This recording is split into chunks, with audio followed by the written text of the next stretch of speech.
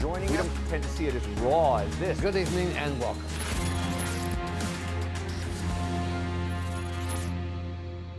All right, Douglas Oliver speaking to the prosecutor and that back and forth. I have with me Darren Gelber, a former prosecutor and a trial attorney, and Paul Townsend, a criminal defense attorney. Paul, let me go to you. What do you make of this whole motion, the judge calling him disrespectful, the prosecution calling him, offering to let the defense call him out of turn? I mean, kind of like all over the lot. What's your opinion about what went on there?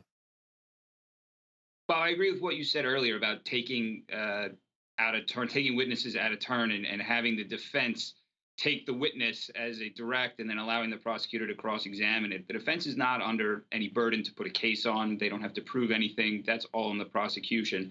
So I would never allow that system of events to happen such that the defense is then putting somebody on to have a direct and then allowing the prosecution to cross-examine them.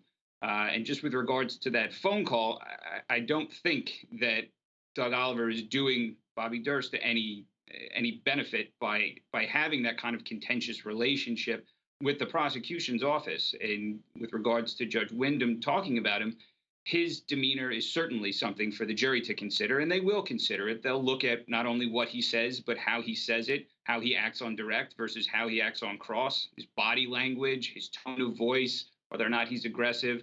All of those things are going to come into play, and that's certainly something that the jury themselves should be weighing in on. The judge really doesn't need to comment on it. Yeah, and Darren, you're a former prosecutor. This idea that, how did you think the prosecutor handled this call? I mean, he doesn't want to give out investigative information. That's always a big no-no. But how did you think he went about it substantively and in terms of his demeanor with regard to Mr. Oliver? Well, I question, why are they putting this witness on the stand in the first place? What probative information does he have to give the jury to aid in their ultimate determination about whether he's guilty of the murder with which he's charged? I mean, they've been very successful in putting this guy on the stand to show that he's not cooperative. They've been very successful in showing that he's friends with Robert Durst.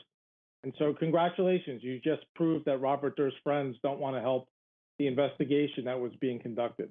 But beyond that, what's the purpose of the witness? So I'm sure that'll be a point as well. Great commentary, guys. Really appreciate it. Got a lot more folks. We're going to take a quick break. We'll be right back.